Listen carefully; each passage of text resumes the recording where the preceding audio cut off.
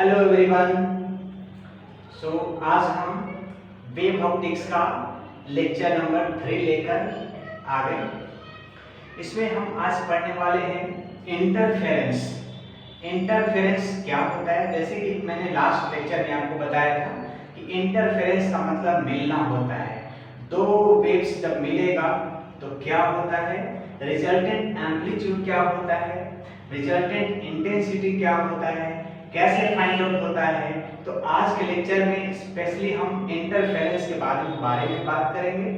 And constructive interference क्या होता है, डिस्ट्रक्टिव इंटरफेरेंस क्या होता है, फेज डिफरेंस कैसे निकालते हैं, पाथ डिफरेंस कैसे निकालते हैं।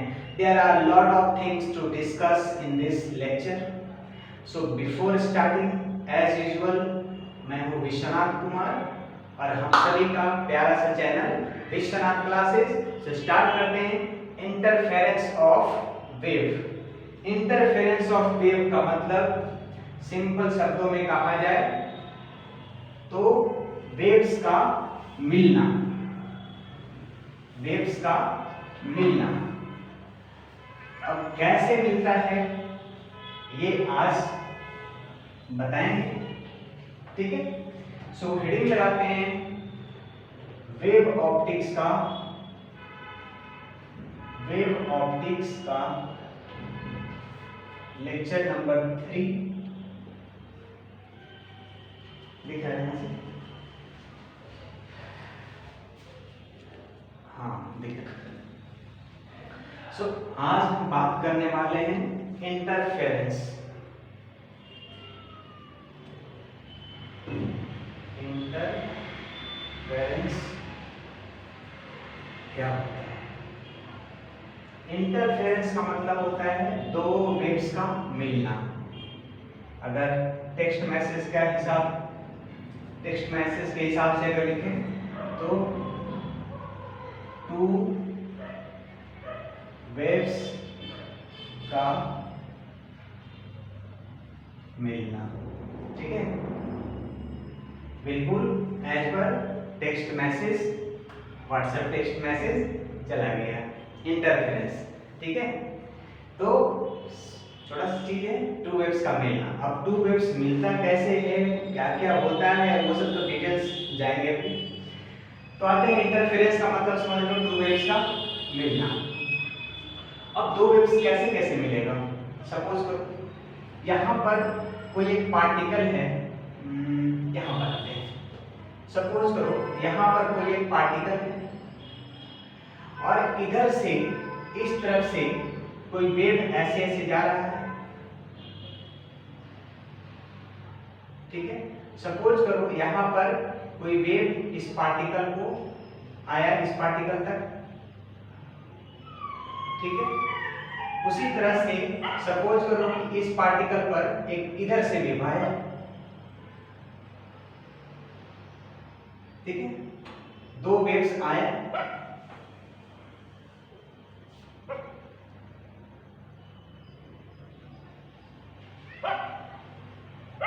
ठीक है, ऐसा एक वेव इधर से आया, एक वेव इधर से आया, दो वेव आए। अब ये क्या करेगा? हो सकता है कि ये वेव, ये जो वेव है पार्टिकल को हो सकता है कि 10 मीटर ऊपर उठाए। क्या है, जैसे मान लीजिए कोई चीज रखा हुआ है, फ्लोट कर रहा है, इधर से वेव आया तो क्या करेगा, उसको ऊपर उठा ले जाएगा, ठीक है। दूसरा वेव क्या करेगा, सपोज करो इधर से जो वेव गया, इधर से जो वेव गया, सपोज करो कि इसको नीचे की ओर लेके चला गया। मान लो इसको 3 मीटर नीचे की ओर कर दिया। सो इस पार्टिकल का जो डिस्प्लेसमेंट है due to this wave 10 metre का है, but due to this wave इसका 3 मीटर ये नीचे चला जा रहा है। तो नेट डिस्प्लेसमेंट की बात की जाए, नेट डिस्प्लेसमेंट इस पार्टिकल का कितना हुआ, तो 10 माइनस 3, 7 मीटर का नेट डिस्प्लेसमेंट हुआ। इसका मतलब ये हुआ कि ये जो दोनों वेव है, दोनों सेपरेटली इस पार्टिकल को डिस्प्लेस कर रहा है, बट ये भी डिस्प्लेस कर रहा है, फर्स्ट वेव भी सेकंड वेव भी, दोनों वेव डिस्प्लेस कर रहा है, ठीक है। ये 10 मीटर ऊपर ले गया, या ऐसा भी हो सकता है कि फर्स्ट वेव ऊपर ले गया और सेकंड वेव भी इसको ऊपर ले जाए, ऐसा भी हो सकता है। फर्स्ट वेव इसको ऊपर किया, सेकंड वेव भी हो सकता है ऊपर करे। उसका फिगर यहाँ पर हम बनाते हैं, दोनों ऊपर ले जा रहे हैं, कैसे दोनों ऊपर ले जा रहे हैं इसको। देखो कुछ ऐसा फिगर है, सपोज करो कि ये कोई वेव हम बनाए, ठीक है। दूसरा वेव बनाए, दूसरा जो वेव है ये सपोज करो कुछ ऐसा है,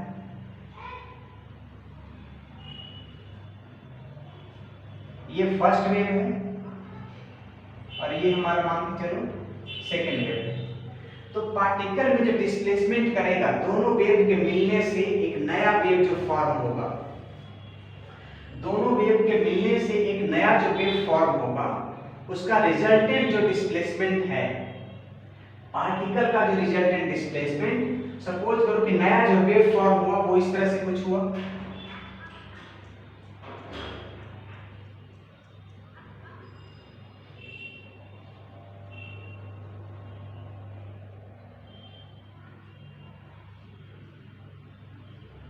ठीक है। ये हमारा रिजल्टेंट वेव है, ये रिजल्टेंट वेव। बताओ फर्स्ट का एम्पलीट्यूड क्या था, यहां से यहां तक ये एम्पलीट्यूड था, मतलब इतना डिस्प्लेस कर रहा था। ये फर्स्ट वाला वेव, फर्स्ट वेव ये है हमारा फर्स्ट वेव, ये सेकेंड वेव है और ये थर्ड वेव है। मान लो कि फर्स्ट वेव इसको y1 का डिस्प्लेसमेंट दिया, सेकेंड वेव मान लो इसको y2 का डिस्प्लेसमेंट दिया,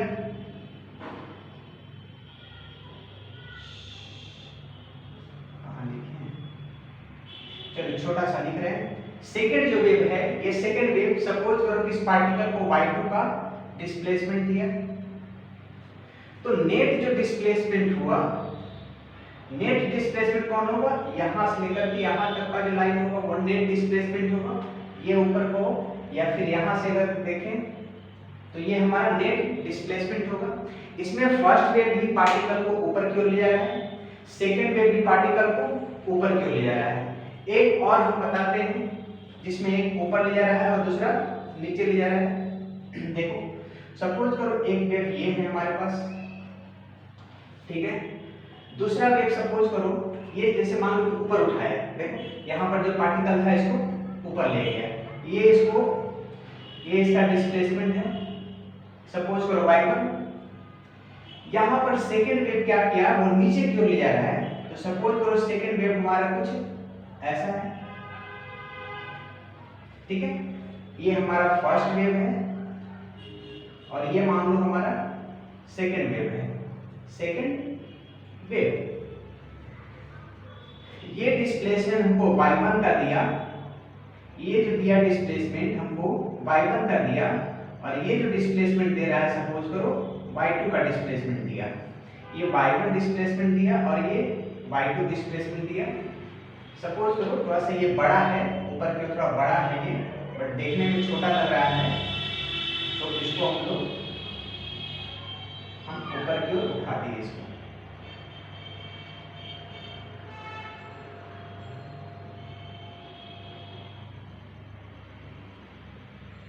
ठीक है। चलो फर्स्ट का ये डिस्प्लेसमेंट है, सेकंड का ये डिस्प्लेसमेंट है, तो इस केस में क्या होगा, इस केस में नेट डिस्प्लेसमेंट निकालने के लिए सिंपल सा आपको पता है y1 माइनस y2।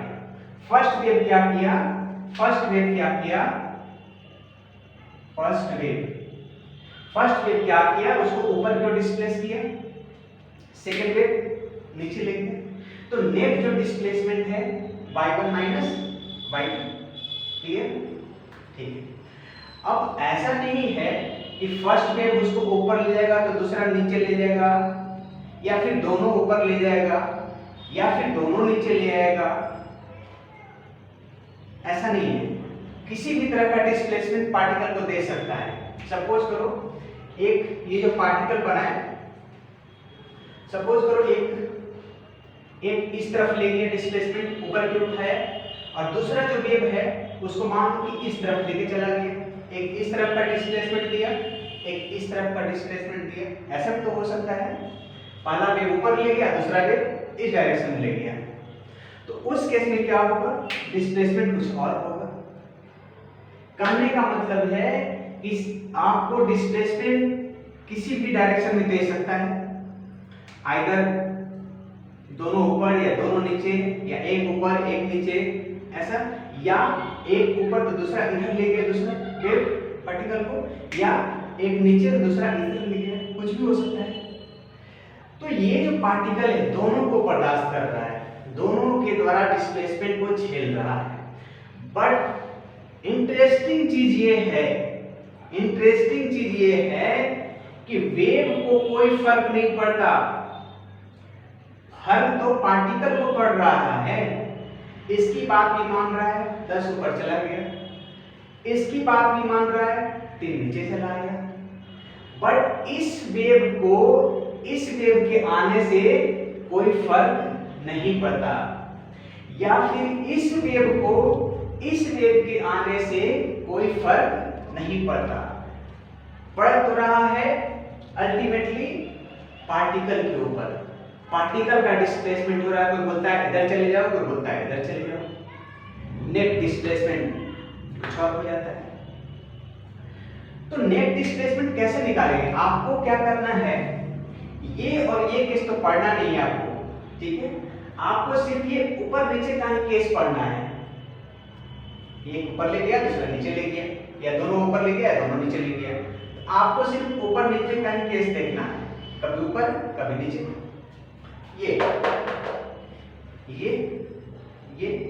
ये सारे केसेस ही आपको देखना है। सपोज करो इसका रिजल्टेंट मैंने शो नहीं किया, सो इसका रिजल्टेंट शो कर देते हैं।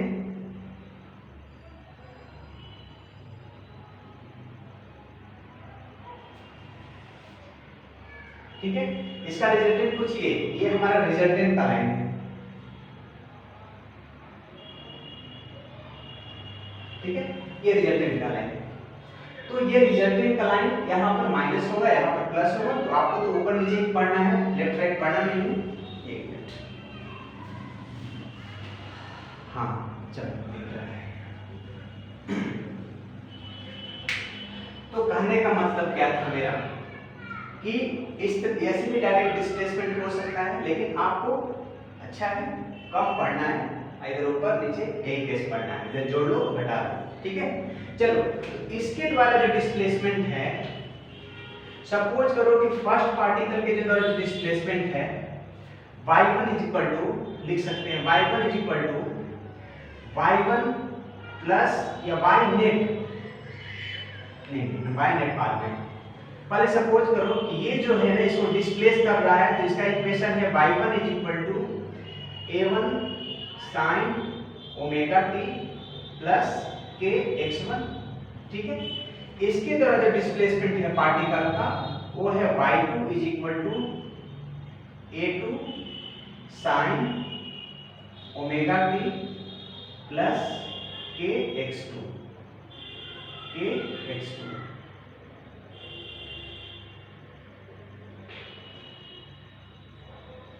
ठीक है।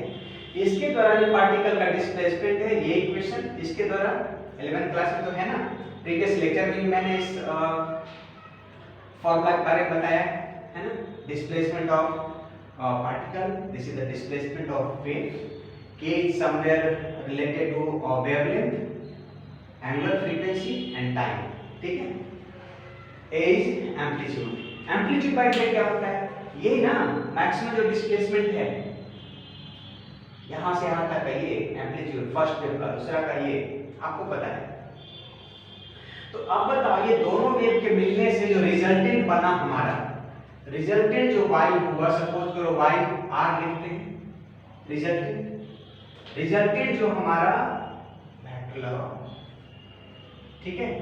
तो y इज इक्वल टू हो गया y नेट कहो या resultant displacement is equal to क्या हो जाएगा y1 प्लस y2, मतलब कि दोनों का वेक्टर सम हो गया नेट रिजल्टेंट।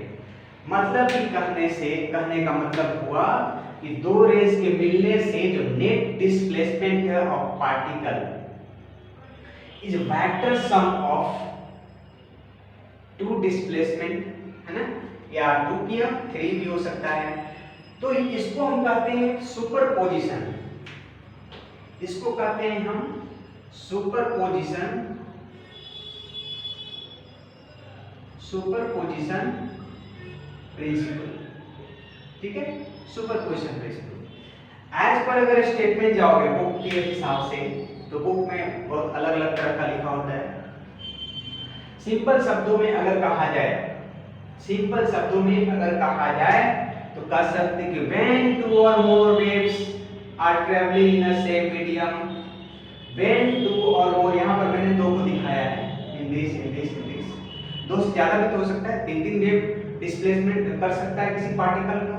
तो पहला वेव का भी बात मानेगा पार्टिकल, दूसरे का भी मानेगा, तीसरे का भी मानेगा, जिधर ले जाओ चलना है सबका बात मानेगा, और नेट डिस्प्लेसमेंट वेक्टर सम से निकल जाएगा।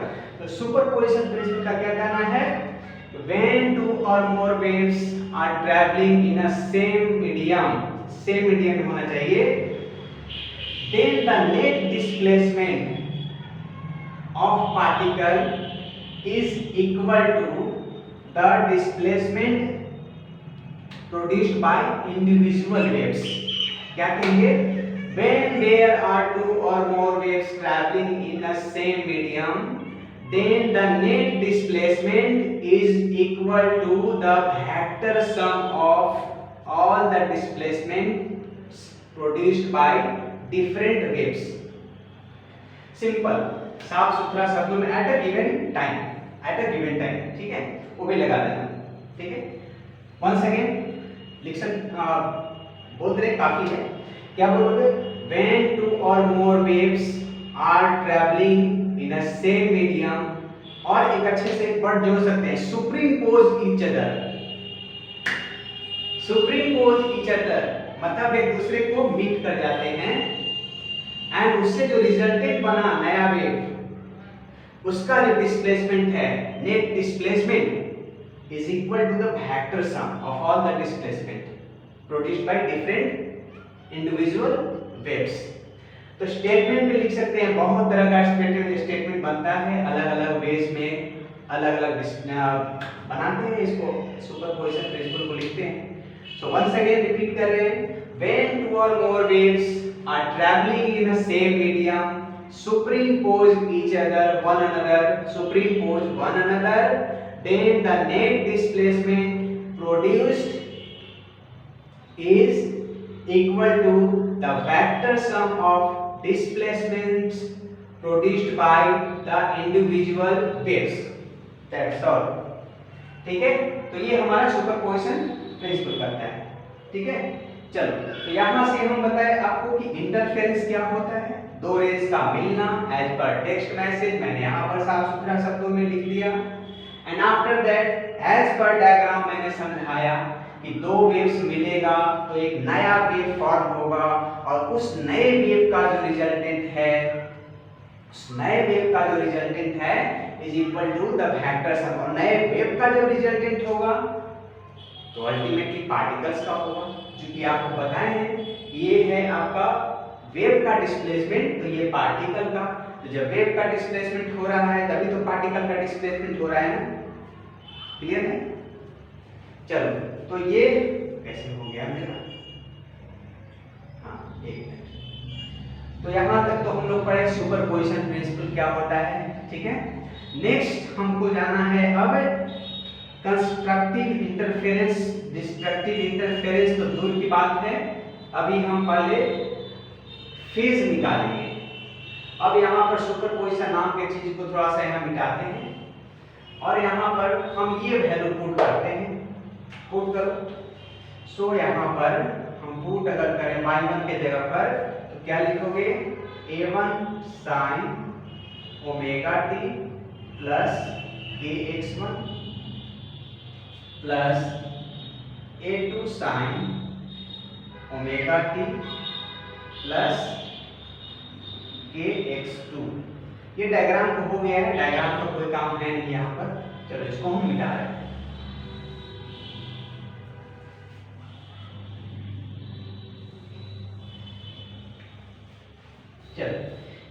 sin omega t plus k x one plus a two sine omega t plus k x two. ये है हमारा y1 का वैल्यू यहाँ से, y2 का वैल्यू यहाँ से। तो नेट जो डिस्प्लेसमेंट हुआ हमारा यही आया। इसको चलो फर्स्ट इक्वेशन हम मान लेते हैं। अब हम आते हैं फेज डिफरेंस। आपको प्रीवियस लेक्चर में बताया थे कि ये क्या होता है, ये फेज होता है, ये होता है फेज, ये भी है फेज, ये सेकंड वेव का फेज है, ये फर्स्ट वेव का फेज है।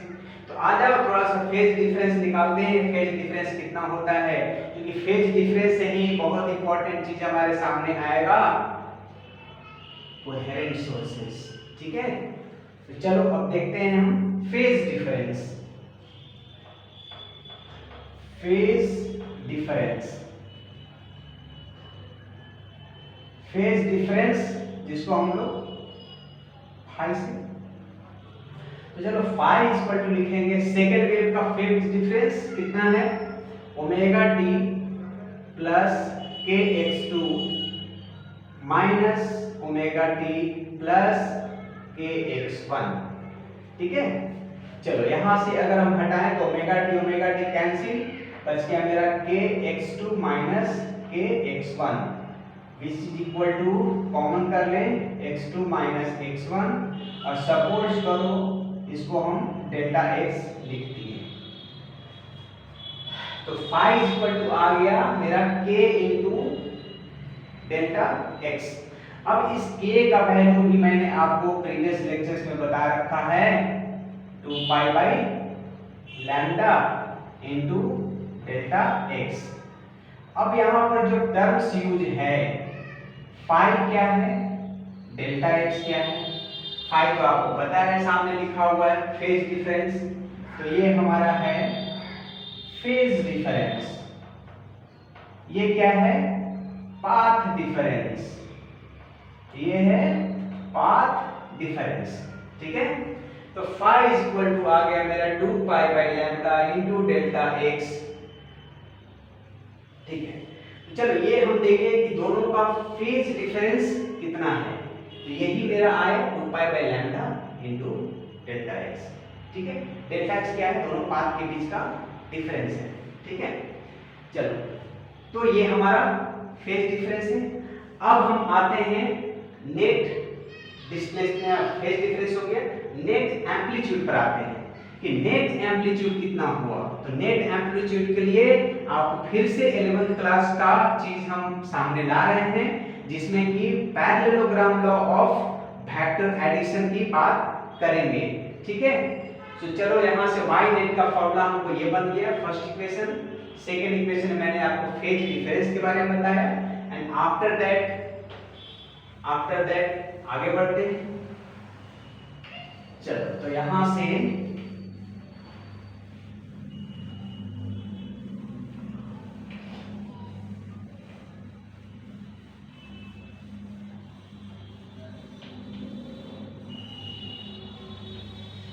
चलो हम पहले ऊपर लिख देते हैं जो जो हमने किया अभी काम। तो y net is equal to आया मेरा y1 प्लस y2 को आगे हम सॉल्व किए फर्दर, तो a1 sin omega t plus k x1 plus a2 into sine, जगह कम पड़ जा रहा है। हाँ जी, तो y net is equal to आया y1 सॉरी क्या है a1 sin omega t plus k x1 plus a2 into sine omega t plus k x2। ये हमारा नेट डिस्प्लेसमेंट है। इस नेट को अभी और नेट करेंगे, इसलिए मैंने सामने यहाँ लिख रखा है। इस नेट को अभी और नेट करना है। ठीक है, चलो हम आते हैं रिजल्टेंट एम्पलीट्यूड की ओर। रिजल्टेंट एम्पलीट्यूड की ओर सपोज करो ये, अब हम 11th क्लास का जो parallelogram law of vector addition पढ़े थे उस पर हम जाने वाले हैं। सपोज करो इधर ये एम्पलीट्यूड a1 है, ये एम्पलीट्यूड a2 है, और ये दोनों के बीच का जो फेज डिफरेंस है वो फाई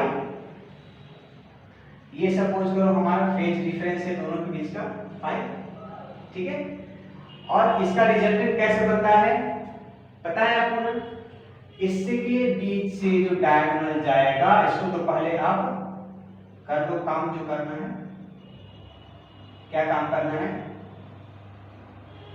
पैरेललोग्राम पैरेललोग्राम बनाना है, पैरेललो नहीं पैरेललो, कभी कभी इसको पैरेललो भी बोलते हैं, ठीक है। चलो मान लेते हैं, ठीक है।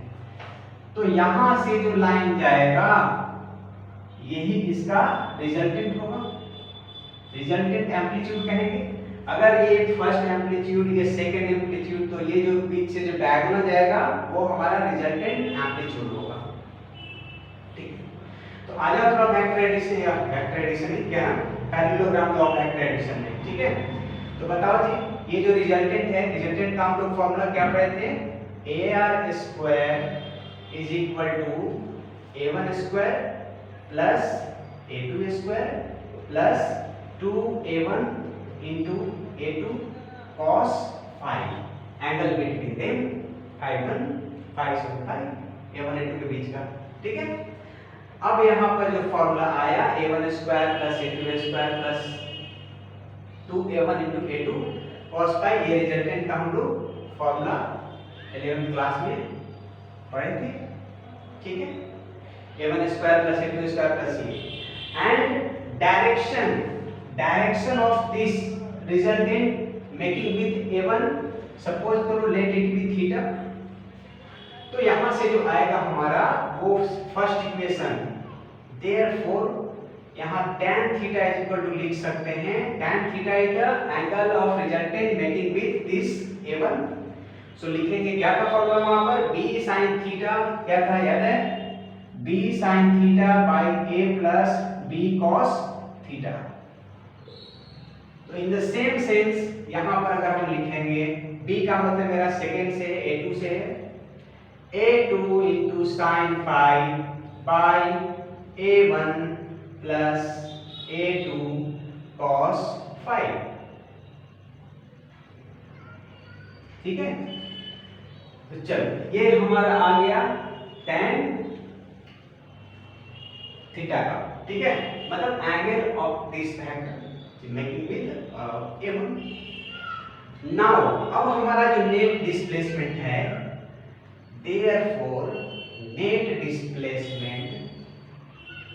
डिस्प्लेसमेंट जिसको हम y नेट लिखते जा रहे हैं इज इक्वल टू हो गया a1 प्लस a2। क्या होगा? a1 प्लस a2 किस पर कैलकुलेशन होगा? नेट एम्पलीट्यूड, इस पर कैलकुलेशन होगा। फॉर प्रेजेंट हम यहाँ पर सिर्फ लिख कर चलते हैं AR इनटू रिजल्टेंट एम्पलीट्यूड जिसका वैल्यू हम ऐसे निकालेंगे, इस पर, इस फॉर्मूला पर निकालेंगे, AR का वैल्यू इस पर निकालेंगे, रूट में चढ़ा लेंगे। तो जैसा हम डिस्प्लेसमेंट का इक्वेशन जानते हैं, सबसे बेसिक इक्वेशन क्या है डिस्प्लेसमेंट का? y equal to a sin omega t plus kx, ठीक है। या यहाँ पर एंगल जो फाई बना तो यहाँ पर लिखेंगे kx, चलो ठीक है kx है। तो वहां ऐसे ही हम नेट वाले का डिस्प्लेसमेंट तो सारी जगह नेट नेट नेट नेट छूट जाएगा। तो यहाँ पर लिखते हैं AR इनटू a की जगह पर AR आ गया into sine omega t plus kx1 plus plus theta plus theta, ये इतना इधर, ठीक है। तो हम यहाँ पर प्लस थीटा लिख देंगे। तो नेट डिस्प्लेसमेंट मेरा यही हुआ, ठीक है। तो नेट डिस्प्लेसमेंट निकालना हो तो आपको करना क्या है?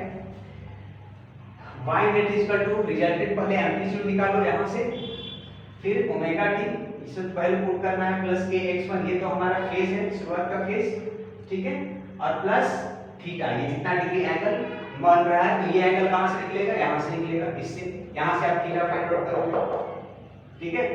तो चलो y नेट का हमारा ये फॉर्मूला बन गया है, ठीक है। नाउ अब हम आते हैं थोड़ा कोहेरेंट सोर्सेस की ओर। कोहेरेंट सोर्सेस किसको कहते हैं? तो रिजल्टेंट एम्पलीट्यूड का पढ़ लिए फॉर्मूला tan थीटा जो रिजल्टेंट एंगल बना रहा है, रिजल्टेंट और हम y डेट का फॉर्मूला पढ़ लिया। आफ्टर दैट अब हमारा जो एम्पलीट्यूड के बाद का जो चीज है वो हमारा कोहेरेंट सोर्सेस पर आते हैं कि कोहेरेंट सोर्सेस क्या होता है। ठीक है, तो कोहेरेंट सोर्सेस समझने के लिए एक्चुअली कोहेरेंट सोर्सेस एक बहुत बड़ा टॉपिक खुद अपने आप में है, तो इस लेक्चर में बस थोड़ा सा उसका हम डिस्कशन करेंगे और डिटेल्स में कोहेरेंट सोर्सेस के लिए नेक्स्ट लेक्चर में लेकर के आएंगे कोहेरेंट सोर्सेस को। सो हम कोहेरेंट सोर्सेस को लिखते हैं कोहेरेंट सोर्सेस। कोहेरेंट सोर्सेस किसको कहते हैं? CO है, ठीक है, राइटिंग में, ठीक है। कोहेरेंट सोर्सेस लिख सकते हैं कि those sources which have constant phase difference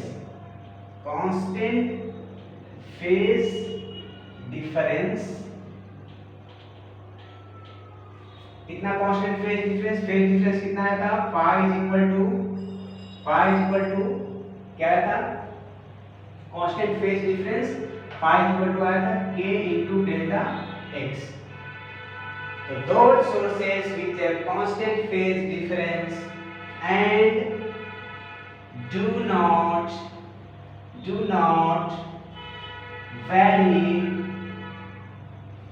with time या changes लिख दो, do not changes with time।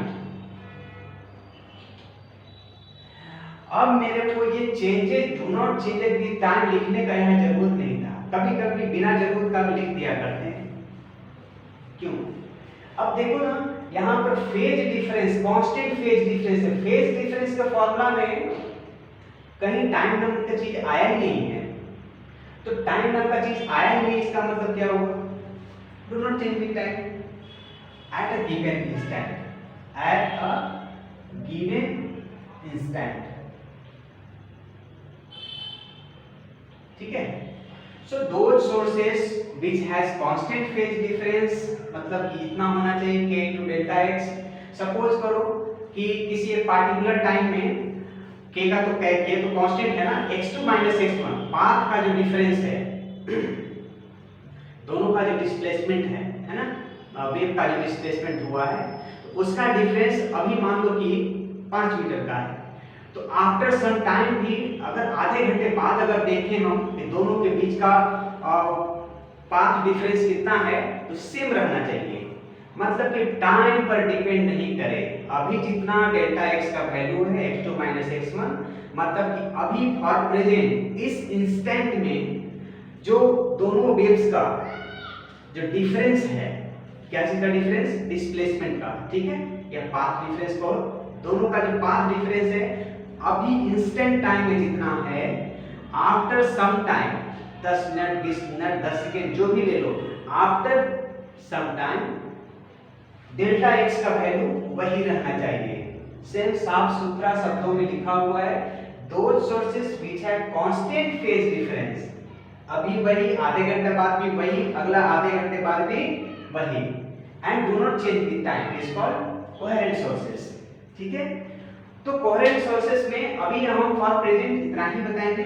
Coherent sources के लिए बाद में आपसे हम लेक्चर लेकर के आएंगे, इसमें काफी डिटेल्स में बात करेंगे कि क्या सिंगल सोर्स ऑफ लाइट से कोहेरेंट सोर्सेस बन सकता है, and lot of things to discuss. तो डिस्कस हम बहुत सारी चीज करेंगे उसमें कोहेरेंट सोर्सेस में। तो फॉर प्रेजेंट दिस लेक्चर के लिए कोहेरेंट सोर्सेस आप इतना याद रखो, ठीक है। आफ्टर दैट अब हमारा टर्म आता है इंटेंसिटी। इंटेंसिटी क्या होता है? चलो ये फॉर्मूला भी मैं सामने वहां लिस्ट डाउन कर देता हूं, ठीक है।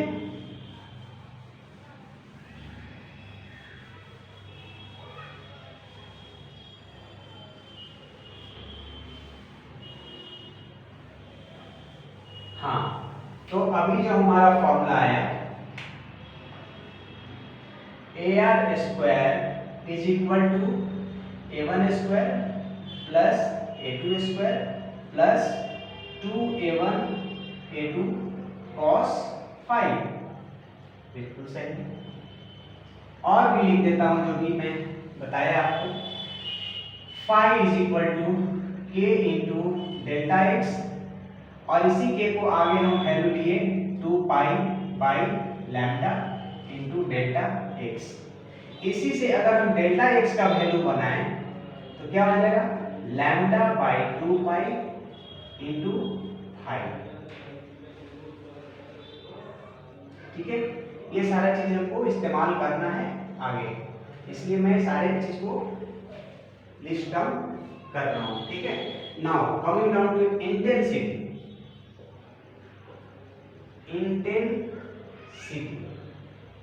इंटेंसिटी क्या होता है, इंटेंसिटी आई। इंटेंसिटी का फॉर्मूला जो होता है आई इक्वल होता है 2 पाई स्क्वायर इंटू फ्रीक्वेंसी का square into 2 pi F square into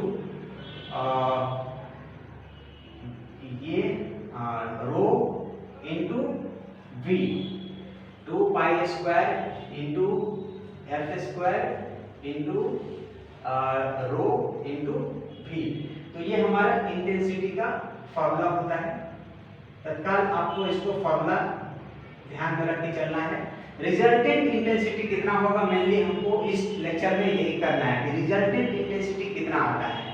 ठीक है, आई का जैसा कि फॉर्मूला लिखा हमने, I is equal to 2 pi square F square A square into rho भी समथिंग मिसिंग, हाँ A square 2 pi square A square F square 2 pi square A square F square, ठीक है, इंटू रो इंटू भी। चलो, तो होता तो और भी फॉर्मूला है, फॉर्मूला तो और भी है इंटेंसिटी का, बट फॉर प्रेजेंट हम ये फॉर्मूला को उठा करके चलते हैं। तो अब यहाँ पर जो कितने टर्म कांस्टेंट है, देखो ये कांस्टेंट, ये कांस्टेंट, ये कांस्टेंट किसी मीडियम के लिए सेम, और वेलोसिटी कांस्टेंट, ये सारा चीज कांस्टेंट है।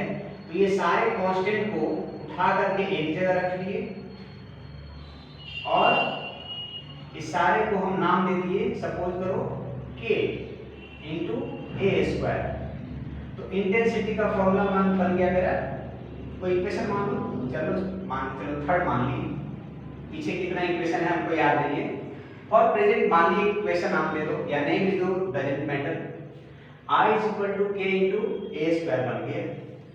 अब यहाँ पर जो चीज हमारा आ रहा है भी, और यहाँ पर क्या रो, तो भी और रो सेम है। तो बताओ यहाँ से हमको कि i इज इक्वल टू, इसी फॉर्मूला से अगर फर्दर हम बढ़े तो i a is equal to क्या बन जाएगा, i बाई k का रूट अंडर। ठीक है, चलो इसको भी यहाँ लिस्ट डाउन करते हैं। i is equal to k into a square, and इसी से बना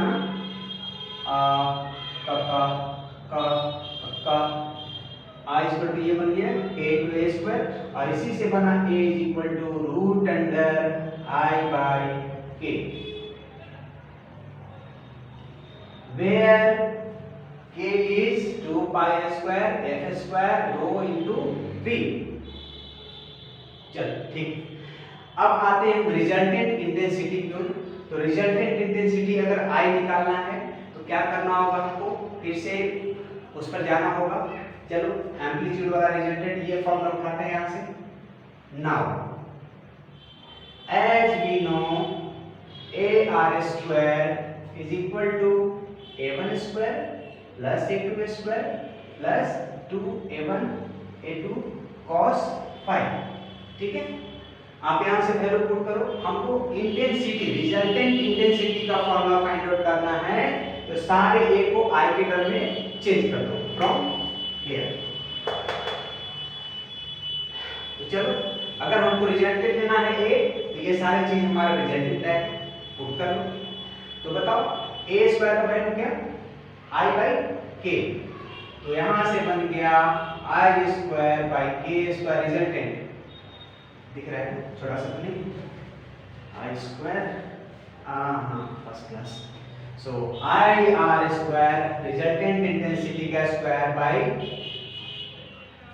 ए स्क्वायर है ना, आई बाई के, सॉरी ओनली आई बाई के नॉट स्क्वायर, आई बाई के इज इक्वल टू फर्स्ट है ना, फर्स्ट एम्पलीट्यूड तो first intensity, second amplitude second intensity, I1 by के प्लस I2 बाई के प्लस 2 इंटू, अब यहाँ से रूट अंडर I1 बाई के इंटू I2 बाई के इंटू कॉस फाइव। नाउ के क्या है काम से, so IR is equal to resultant amplitude or amplitude है intensity, resultant amplitude का आ गया मेरा I1 plus I2 plus 2 root under I1 into root under I2 into cos phi। अब किसी को ये तो प्रॉब्लम नहीं होगा ना कि रूट के अंदर I1 I2 एक साथ लिखा होगा, यहाँ अलग कैसे कर दिए होता है ना, कुछ लोग को ये भी दिक्कत तो होता है ना, अरे कैसे अलग कर दिए, ठीक है ये सब नहीं पूछना है, ठीक है। सो यहाँ से आ गया plus 2 into root under I1 I2 cos phi. चलो मेरा यहाँ से एक फॉर्मूला और आ गया, तो लिख लेते हैं यहाँ पर IR is equal to I1 plus I2 plus 2 root under I1 plus root under I2। एक में लिख लो अलग लिख लो कोई फर्क नहीं पड़ना। तो ये मेरा रिजल्टेंट एम्पलीट्यूड का आ गया। फर्दर इसको और भी बढ़ा सकते हैं जब हम वहां पर आपसे constructive interference and destructive interference की बात करेंगे, तो बहुत इंटरेस्टिंग चीज होने वाला है। स्क्वायर बनेगा, ठीक है, जो भी बनेगा सामने बनेगा। तो ये हमारा रिजल्टेंट इंटेंसिटी का एक्सप्रेशन आ गया into cos phi, into cos phi दिख रहा है ना, into root 2 root I1 into root I2 into cos phi, that's all. तो ये मेरा इंटेंसिटी का आया है, ठीक है। नाउ अब हमको यहां से पढ़ना है कि सेम एफ सेम होगा। एफ सेम का मतलब क्या हुआ, अब यहाँ पर दो टर्म हमको दिख रहा है कि डेंसिटी और वॉल्यूम सेम होने का मतलब क्या, यहाँ और एफ और ये दोनों कांस्टेंट है, डेंसिटी और वॉल्यूम। यहाँ पर काफी इंपॉर्टेंट पॉइंट आ रहा है कि ये जो फॉर्मूला लिखे हैं, इस फॉर्मूला में ये और ये सेम है, कांस्टेंट है मतलब।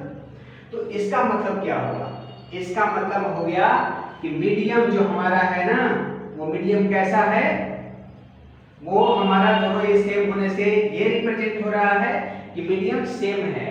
मतलब दो जो वेव प्रोपगेट कर रहा है ना, सेम मीडियम में प्रोपगेट कर रहा है, तभी तो डेंसिटी सेम है और वेलोसिटी सेम है वेव का। सो ये रिप्रेजेंट कर रहा है सेम मीडियम को, ठीक है। ये और ये कांस्टेंट है, इसका मतलब ये हुआ कि मीडियम हमारा सेम है।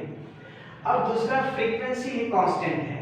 फ्रीक्वेंसी कांस्टेंट होने का मतलब क्या हुआ, इसका मतलब फ्रीक्वेंसी कांस्टेंट होने का मतलब हुआ कोहेरेंट सोर्स है। कैसा सोर्स है, कोहेरेंट सोर्स है। इसका मतलब ये हुआ कि हमारा कोहेरेंट सोर्स है। कोहेरेंट सोर्स का मतलब same angular frequency, angular frequency always be same, ठीक है। अब आप बोलो कि ये एफ से हम एंगुलर फ्रीक्वेंसी भी कैसे चलेंगे, आते हैं। तो ओमेगा इज इक्वल टू तब angular frequency is equal to 2 pi F. Omega is equal to angular frequency is equal to 2 pi F. So यहाँ पर अगर आपका f कांस्टेंट है, therefore omega will be also constant। So ये दोनों जो है हमारा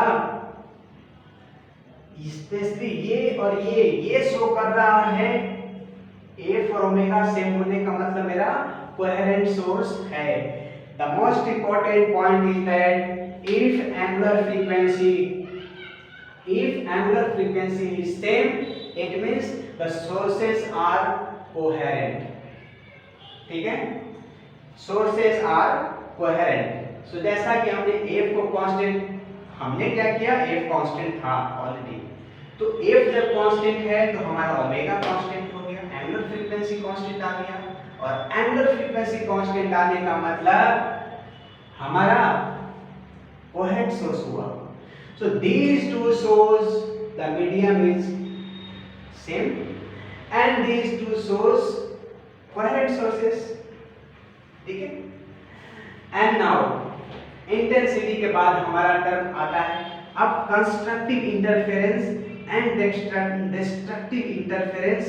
the most important things is coming now. चलो तो इसको भी फॉर्मूला मैंने यहां पर लिस्ट डाउन कर दिया।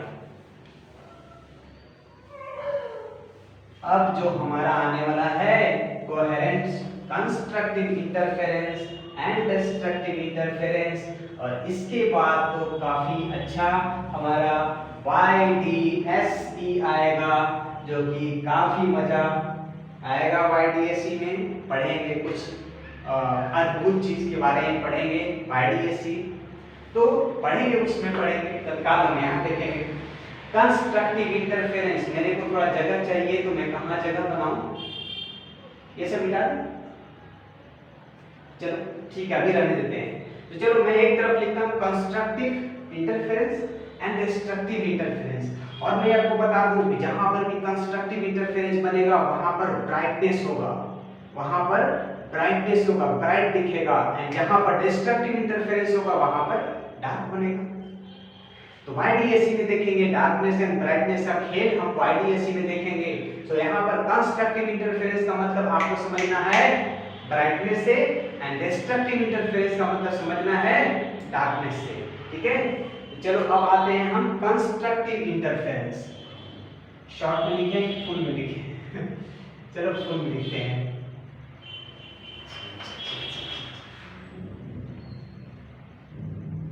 Constructive interference. अरे यार,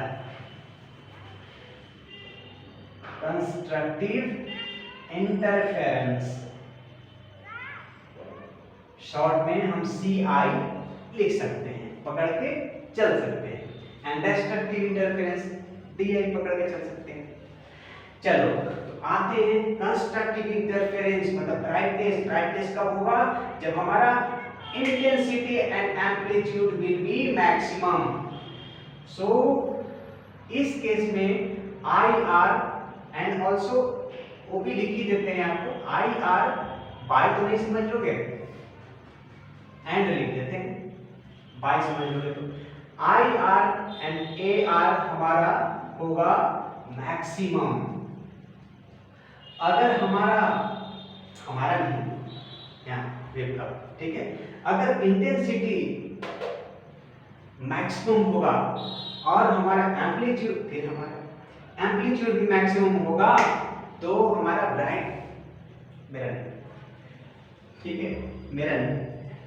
तो अगर इंटेंसिटी मैक्सिमम होगा और ये मैक्सिमम होगा तो कंस्ट्रक्टिव इंटरफेरेंस बनेगा, और इंटेंसिटी मैक्सिमम होने के लिए क्या चाहिए, अब यहाँ पर सामने देखते हैं। सिमिलरली अगर हम डिस्ट्रक्टिव इंटरफेरेंस की बात करें तो ये दोनों जीरो होगा, सॉरी मिनिमम हो गया, यहाँ पर मैक्सिमम, यहाँ पर मिनिमम। जहाँ पर मिनिमम होगा एयर और आईआर, वहां पर हमारा डार्कनेस होगा, डिस्ट्रक्टिव इंटरफेरेंस होगा। ठीक है, तो आते हैं IR और AR। देखो किस केस में ये होता है मैक्सिमम। तो सबसे पहले हम किस पर जाएं, कौन से पॉइंट पर उठाएं, बहुत से पॉइंट से, ठीक है, किस पॉइंट को पहले उठाएं, जैसा बोलो। तो सबसे पहले हम पकड़ के चलते हैं फॉर दिस फाई कितना होना चाहिए, हाई।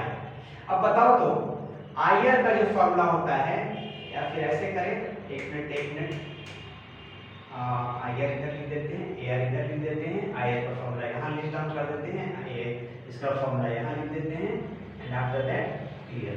चलो ठीक, एक और तरीका है मेरे पास। तो I R and A R maximum होने के लिए क्या जरूरी है कि cos फाई का वैल्यू मैक्सिमम होना चाहिए। cos फाई का वैल्यू मैक्सिमम कितना होता है? 1 होता है। और कितने डिग्री पर 1 होता है cos फाई का वैल्यू मैक्सिमम? तो फाई इक्वल टू हमको लेना पड़ेगा 0, cos 0 डिग्री 1, तो फाई का वैल्यू लेना पड़ेगा 0, 2 पाई, 4 पाई, 6 पाई। तो ये सारे एंगल्स पर ट्रिग्नोमेट्री तो आप लोगों ने पढ़ा ही है ना।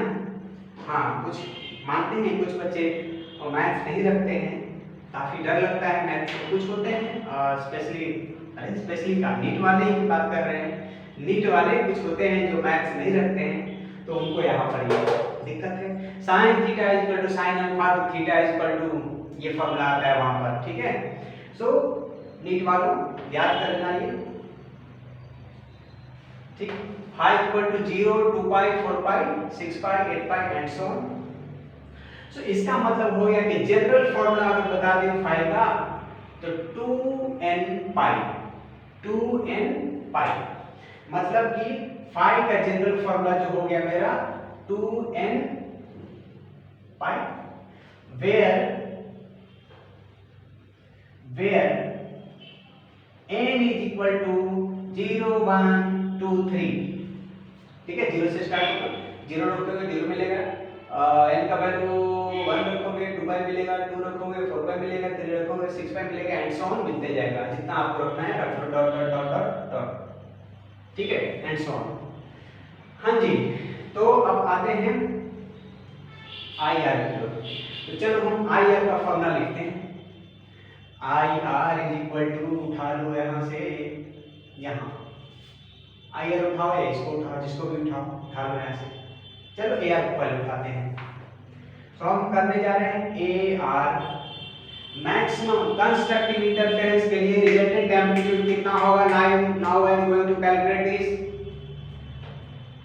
ए आर का square is equal to a1 का स्क्वायर प्लस a2 का square plus 2a1 a2 cos pi, and cos pi कितना मैक्सिमम के लिए must be 1, so now put 1 a1 square plus a2 square plus 2a1 into a2।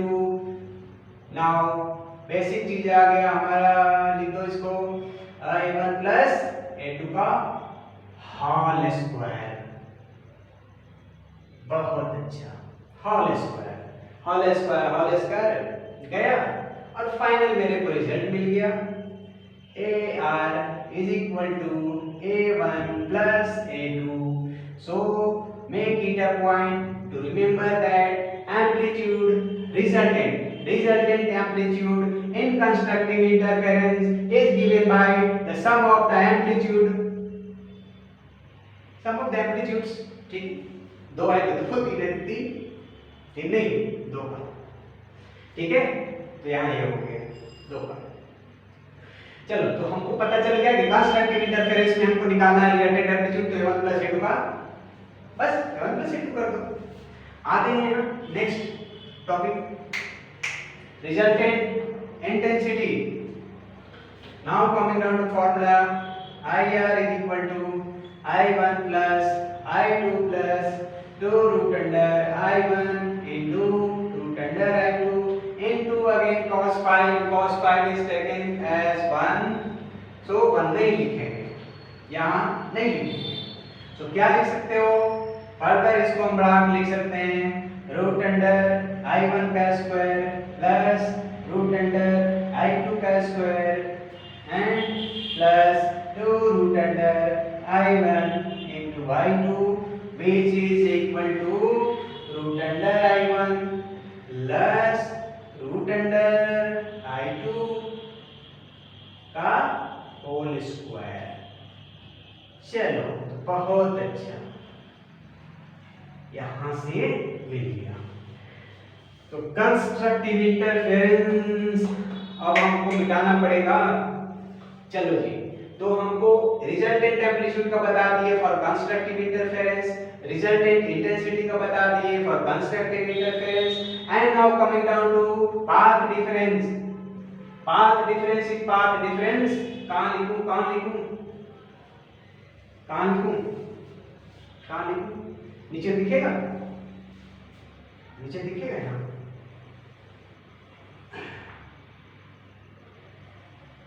आ जाओ यहां पे लिखते हैं पाथ डिफरेंस।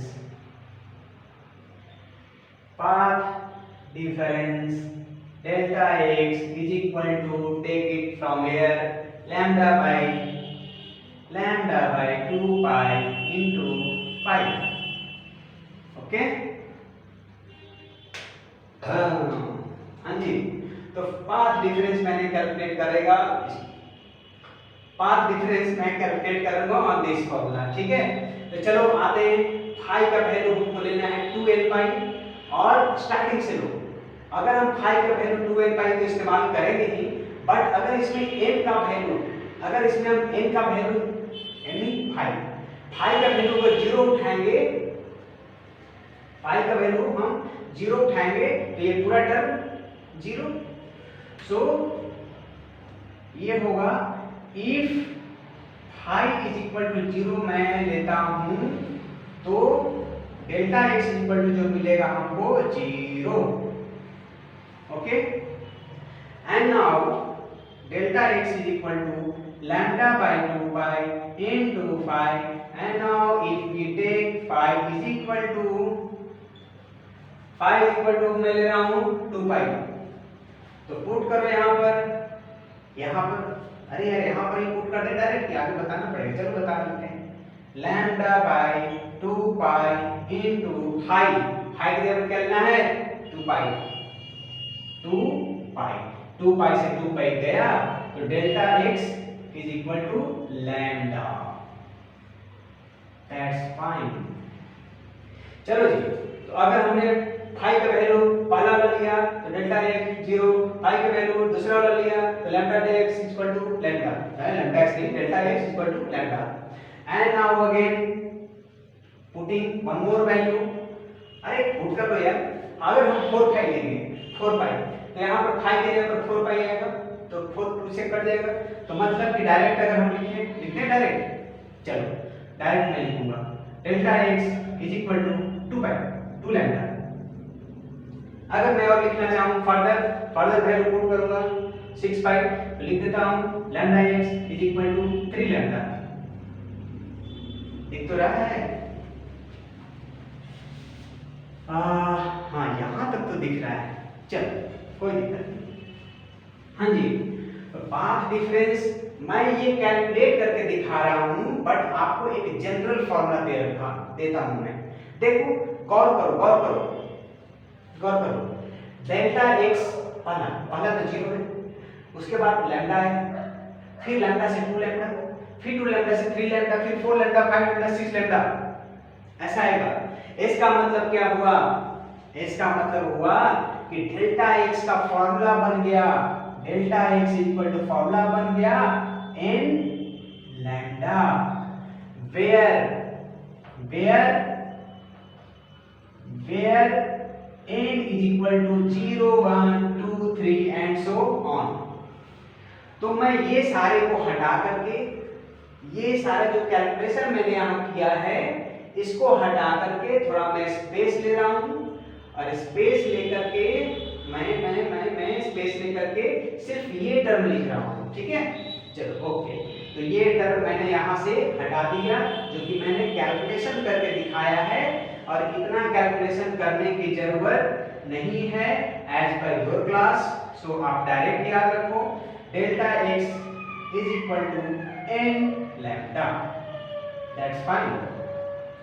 और यहाँ पर where n is equal to, याद रखो n is equal to 0 1 2। Okay, तो पाथ डिफरेंस मैंने बता दिया। अब हम आते हैं नेक्स्ट जो टर्म है, याद रखना पाथ डिफरेंस अगर पूछे तो n लैम्डा, ठीक है, 0 1 2 करके बता देंगे। अगर हमको फर्स्ट पूछेगा तो ये 0 हो जाएगा, सेकंड पूछेगा तो लैम्डा, थर्ड पूछेगा तो 2 लैम्डा, फिफ्थ पूछेगा तो 4 लैम्डा एंड सो ऑन करके आगे बढ़ेगा। कैलकुलेशन ही डायरेक्ट ऐसे याद रखना है, ठीक है। चलो इसमें तो आप सीधा सीधा बता दो, लेकिन इसमें आप डिस्ट्रक्टिव इंटरफेरेंस बताएं तो इसमें भी आपको कुछ कैलकुलेशन करना पड़ सकता है, लेकिन आप वहां भी कैलकुलेशन मत करोगे, आप डायरेक्ट इसको बता दोगे, ठीक है। कहां पर डार्कनेस बनेगा, कहां पर ब्राइटनेस बनेगा, कितना पाथ डिफरेंस होने के बाद डार्कनेस बनेगा, कितना पाथ डिफरेंस होने के बाद ब्राइटनेस आएगा। Each and everything will be in your mind after doing this lecture, ठीक है। तो this is the path difference n is equal to 0 1 2 3 dot dot dot dot dot dot जितना आगे ले जाना चाहो, इसको मैं यहां से हटा। हाँ जी, तो मैंने बताया सबसे पहला फाई हमारा ये होता है फॉर्मूला कंस्ट्रक्टिव इंटरफेरेंस के लिए, जिसमें गेन का वैल्यू लेना है। एम्पलीट्यूड रिजल्टेंट ये होता है, इंटेंसिटी रिजल्टेंट ये होता है होल स्क्वायर फॉर्म में। पाथ डिफरेंस ये आया। उसके बाद अब मैं इधर मिटा रहा हूं इसको, ठीक है। चलो issue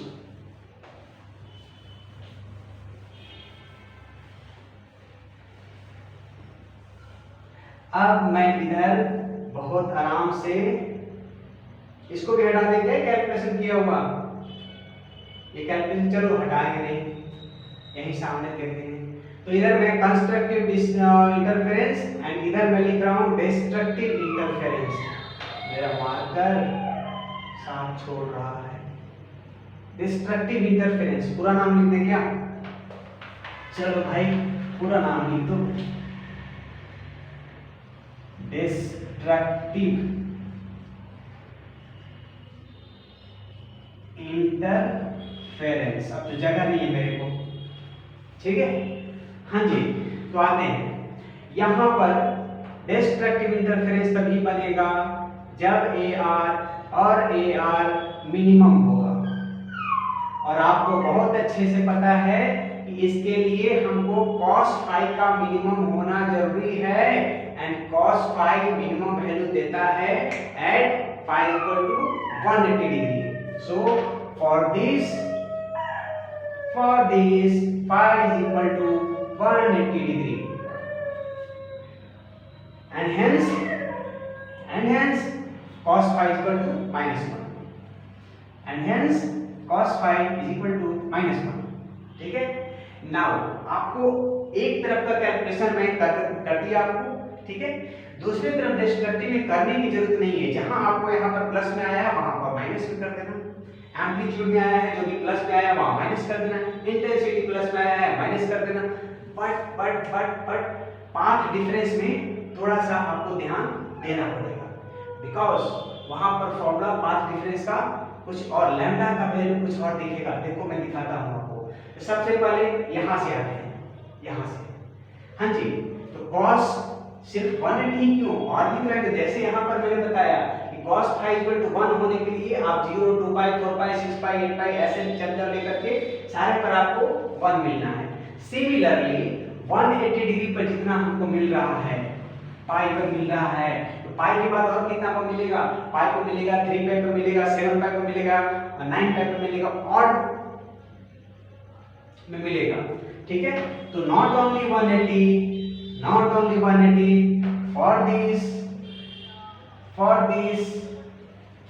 for getting minimum IR and AR in destructive interference, it must be phi is equal to 180 degree, 3 pi, 5 pi and so on। मतलब कि अगर मैं आपको जनरल फॉर्मूला की बात करूं तो 2n - 1 into pi, ओके। हाँ जी, अगर मैं n का वैल्यू यहां से 1 लूं तो 2 - 1 1 into pi, मेरा पाई आ गया। अगर मैं n का वैल्यू यहां से 2 लूं तो n का वैल्यू 2 या 4 4 - 1 3 पाई। अगर मैं यहां n का वैल्यू 3 लेता हूं 3 2 या 6 6 - 1 5, ओके। मतलब कि हो गया मेरा where n is equal to, match करो मैच करो यहां से फर्स्ट पॉइंट मैच करो phi is equal to 2n pi in constructive interference and phi is equal to 2n minus 1 into pi in destructive interference. Not only that, यहाँ पर आपका n start होता है from 0 but in this case n start from 1. ठीक है, so where इसको मैं box में बंद कर दूंगा, बाहर ना निकले दिमाग से आप सभी के, ठीक है, आप सभी के दिमाग से बाहर ना निकले, इसके लिए मैंने इसको बॉक्स में बंद कर दिया. Now where n is equal to 0 नहीं 1 2 3 4 डॉट डॉट एंड सो, ठीक है, 1 लोगे तो इतना, 2 लोगे तो इतना, 3 लोगे तो इतना, 4, ठीक है. चलो अब आते हैं इस तरफ. जैसे यहाँ पर मैंने एम्पलीट्यूड का बताया था, ये सारा कैलकुलेशन करके बताया. यहाँ पर आपको मैं शॉर्ट रास्ते में लेके चला जा रहा हूँ. AR इज इक्वल टू, अरे यार cos phi -1 पुट करना है ना आपको.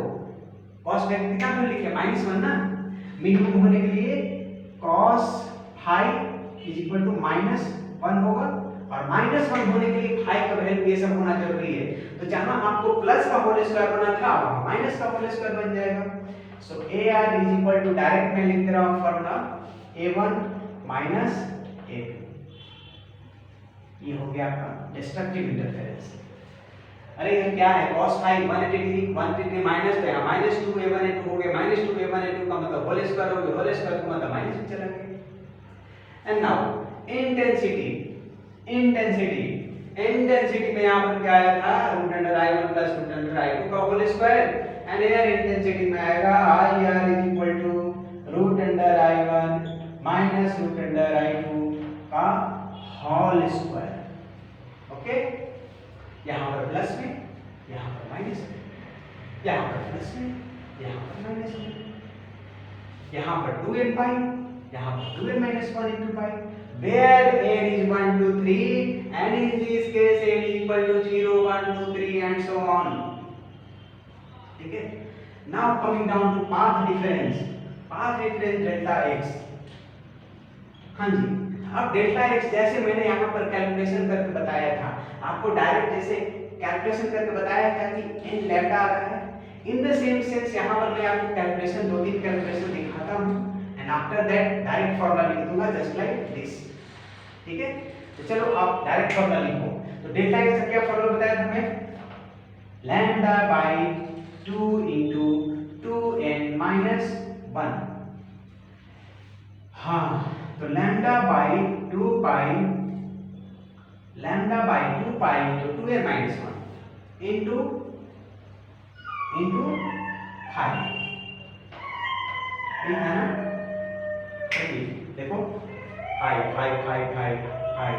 Lambda by 2 pi into 5, lambda by 2 pi into 5. और 5 की जगह पर हम क्या लिखेंगे, 2n minus 1 into pi. 2n minus 1 into, तो इसको हटाते हैं और इसको लाते हैं, 2n minus 1 into pi. ठीक है, ओके. अब आप सोचो गौर से ध्यान दो.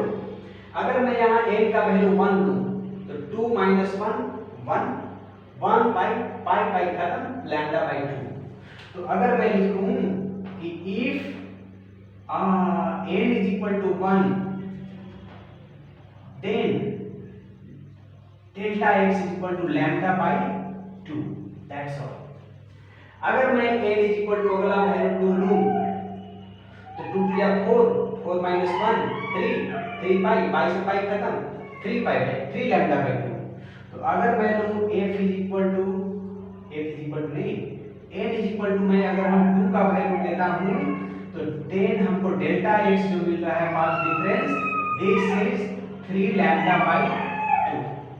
Okay, and now if n is equal to मैं यहां से 3 उठाता हूं तो मेरे को जो यहां पर मिलता है delta x is equal to 5 lambda by 2. देख लो 3 उठाया हो ना, 3 to 6 6 माइनस 1 5 लैम्डा दिए 5 से 5 गया 5 लैम्डा बाई 2। अब इससे आप जनरल फॉर्मूला क्या उम्मीद कर सकते हो?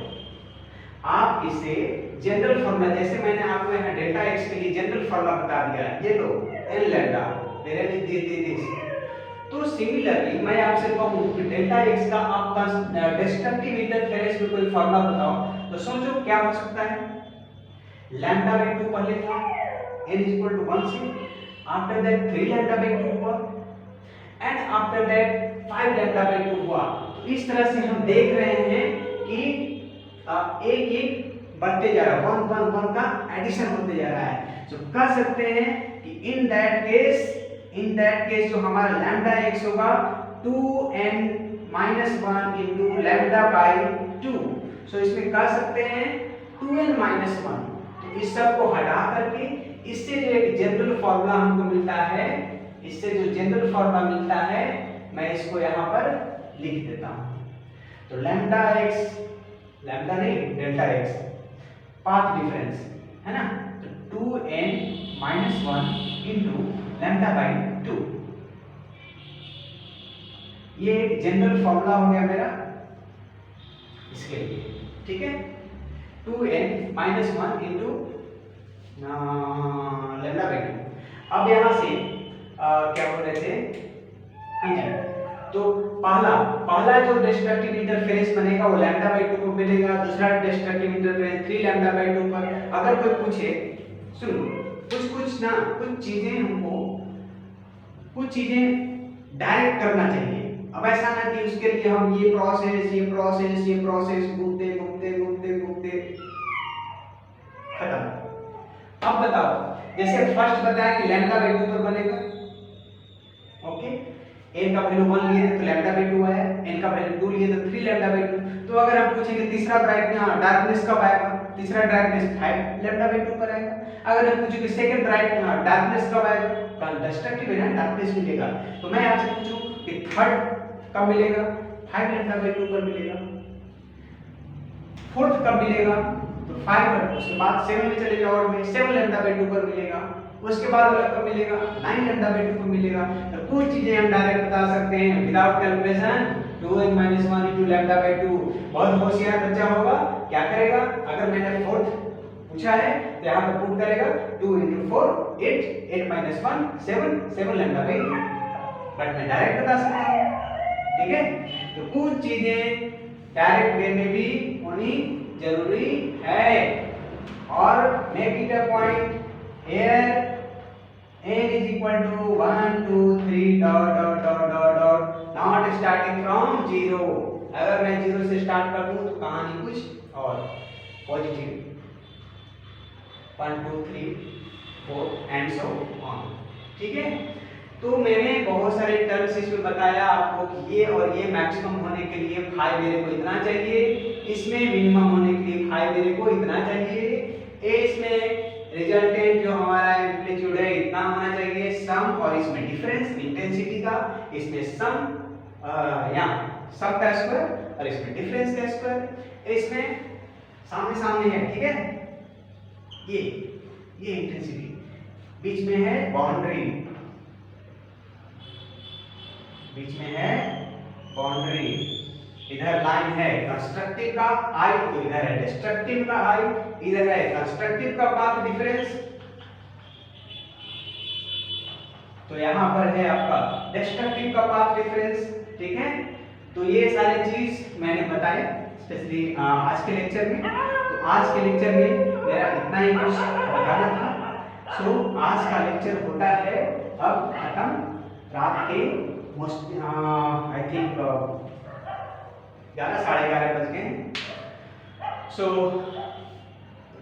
काफी अच्छा लगा, आई थिंक आप लोग को ये constructive interference, destructive interference, brightness darkness का जो भी कंसेप्ट मैंने दिया, I hope you will like it. And after that इसके बाद एक और इंटरेस्टिंग सेशन लेकर के आ रहा हूं आपके लिए, that is YDSE। YDSE will give you more pleasure than that of the previous lectures what you have felt। ठीक है, तब तक के लिए पढ़ाई करते रहें। All the very best.